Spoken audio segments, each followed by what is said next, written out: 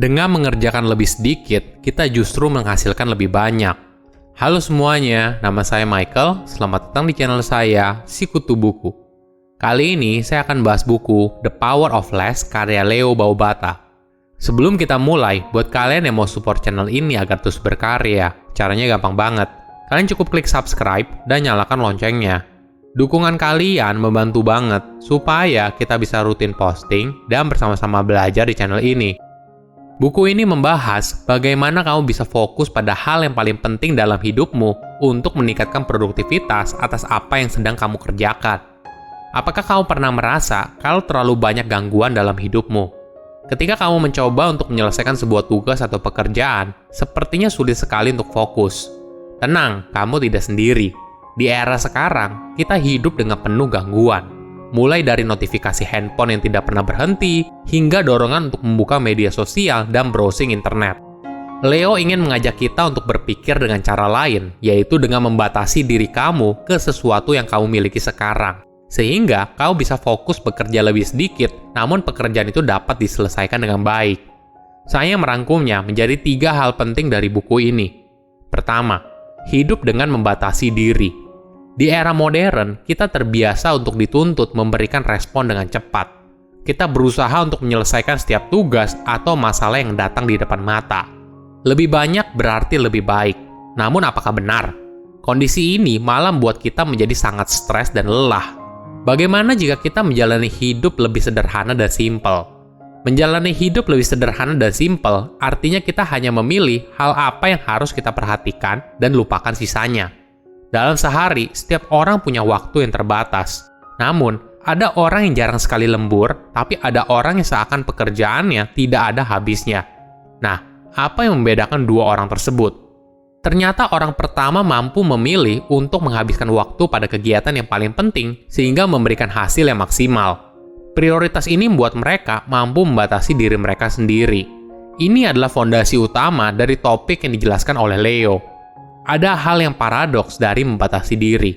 Apakah kamu tahu ketika kamu membatasi diri, malah hal ini membuat kita punya kekuatan untuk memilih dan kebebasan.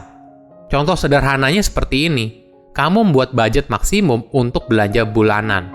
Batas ini membuat keputusan belanja kamu lebih terarah dan akan melindungi kamu dari kesulitan keuangan di masa depan. Batas ini membuat kita punya pilihan untuk memilih dengan sadar barang apa yang harus kita beli dan pada akhirnya berdampak positif dalam hidup kita. Ini baru satu hal. Coba teknik membatasi diri ini kita terapkan ke area yang lain. Kita pasti akan melihat banyak hasil positif dari kegiatan ini. Saya tahu, kebanyakan dari kita adalah orang yang ambisius. Kita ingin menghasilkan banyak hal dalam hidup. Di kepala kita tentu saja banyak ide dan harapan yang ingin segera diwujudkan menjadi kenyataan. Namun sayangnya, realita tidak seperti itu. Otak kita hanya mampu benar-benar fokus pada satu hal saja. Jadi, ketika kamu melakukan multitasking, kamu bukannya membagi fokus ke banyak hal dalam waktu bersamaan. Yang terjadi adalah, fokus kamu berpindah dengan cepat dari satu hal ke hal lainnya. Perpindahan ini bukannya efektif, malah membuat otakmu menjadi mudah lelah. Karena setiap kali otakmu berpindah fokus, maka perlu waktu untuk memproses informasi yang ada sehingga otakmu bisa bekerja dengan maksimal. Kedua, cara efektif membuat kebiasaan. Ada golden rule apabila kamu ingin sukses. Jangan coba untuk memulai banyak kebiasaan sekaligus, karena kecil kemungkinannya kamu akan sukses. Apakah kamu pernah membuat resolusi tahun baru atau resolusi setelah berulang tahun? Kamu lalu berkomitmen kalau hidup kamu harus berubah total. Mulai dari menjalani gaya hidup sehat, rutin membaca buku, belajar keahlian baru, pergi olahraga, dan sebagainya. Awalnya, kamu pasti semangat menjalaninya. Namun beberapa minggu berjalan, kamu baru sadar kalau pada dasarnya orang sulit berubah. Dan akhirnya, kamu kembali lagi ke kebiasaan lamamu yang buruk. Itulah mengapa Leo selalu menekankan kita untuk mengambil jalan yang berbeda. Jalan lebih sedikit. Dia menyarankan kita untuk memulainya dengan menjalankan satu kebiasaan dulu sedikit demi sedikit. Tanpa kamu sadari, dalam setahun kamu sudah berada jauh di depan. Ada alasan utama kenapa kita tidak disarankan untuk memulai banyak kebiasaan sekaligus. Ketika kita memulainya, maka kita butuh kemauan keras atau dikenal dengan nama willpower. Namun, energi ini sangat terbatas dan tidak selalu bisa kita andalkan. Itulah kenapa orang sulit mengubah kebiasaan buruknya. Tips lain dalam memulai kebiasaan baru adalah mulailah dari kegiatan atau aktivitas yang paling mudah. Misalnya, kamu mau mulai rutin melakukan push-up. Mulailah dari melakukan 1 kali push-up setiap hari. Buatlah semudah mungkin sehingga kamu tidak mungkin gagal melakukannya. Kegiatan ini akan membuat diri kamu terbiasa dan membentuk kepercayaan diri kamu sehingga kamu siap untuk mengambil tantangan yang lebih besar di masa depan.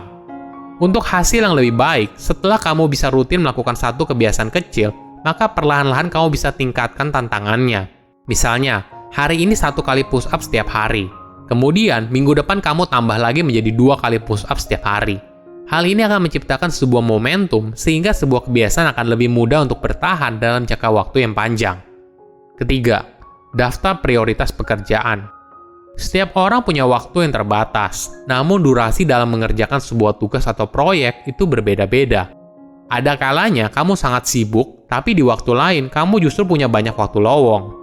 Untuk meningkatkan produktivitas, kamu bisa mencoba untuk membuat daftar MIT atau Most Important Task. Artinya, daftar kegiatan yang paling penting. Daftar ini tidak boleh banyak, hanya berisi 2 hingga 3 saja. Jadi, kamu bisa menuliskan daftar MIT yang berisi 2 hingga 3 kegiatan yang harus kamu selesaikan di hari itu. Daftar ini akan menjadi pedoman kamu dalam bekerja dan harus kamu selesaikan. Tujuan utamanya adalah kamu menyelesaikan pekerjaan tersebut. Jika ada pekerjaan lain yang kamu selesaikan, maka bisa dianggap sebagai bonus. Hal ini akan membuat pekerjaan kamu lebih terarah dan semua prioritas kerja kamu dapat selesai dengan baik. Ada tips produktivitas lain yang cukup menarik. Leo menyarankan kita untuk menggabungkan pekerjaan yang sama sekaligus agar fokus kamu tetap terjaga. Tadi di awal, saya sempat membahas kalau cara otak kita bekerja adalah single fokus. Dan ketika fokus kita berpindah, maka otak kita terdistraksi dan butuh waktu untuk fokus. Nah, tips ini berfungsi untuk meminimalkan pergantian fokus. Jadi, ketika kita menggabungkan pekerjaan yang mirip di waktu tertentu, maka kita bisa mengerjakan semuanya. Contohnya begini. Pasti bagi pegawai kantoran, mengecek email rutin adalah hal yang normal. Namun apabila setiap 5 menit kita cek, justru tidak produktif. Atau setiap ada notifikasi maka kita harus segera membalas atau mengeceknya, juga tidak produktif. Bagaimana bila kamu membuat jadwal untuk mengecek email? Misalnya setiap jam 10 pagi dan 4 sore. Jadi, kamu meluangkan 15 menit setiap jam 10 pagi dan 4 sore hanya untuk mengecek email dan membalasnya. Dengan begitu, selama seharian bekerja, kamu bisa fokus pada hal yang paling penting dulu. Coba bayangkan seperti ini. Lebih efisien mana? Kamu hanya belanja bulanan sekali, atau kamu setiap 2 hari sekali harus pergi berbelanja? Tentu saja, lebih efektif ketika kamu bisa belanja bulanan sekali saja dalam sebulan. Dalam mencapai tujuan yang diinginkan, kita perlu membatasi diri dan hanya mengerjakan hal yang benar-benar penting. Karena pada dasarnya, kamu tidak akan menyelesaikan pekerjaan dengan tuntas apabila kamu mengerjakan banyak hal sekaligus. Silakan komen di kolom komentar pelajaran apa yang kalian dapat ketika baca buku ini. Selain itu, komen juga mau buku apa lagi yang saya review di video berikutnya. Saya undur diri, jangan lupa subscribe channel YouTube Sikutu Buku. Bye-bye.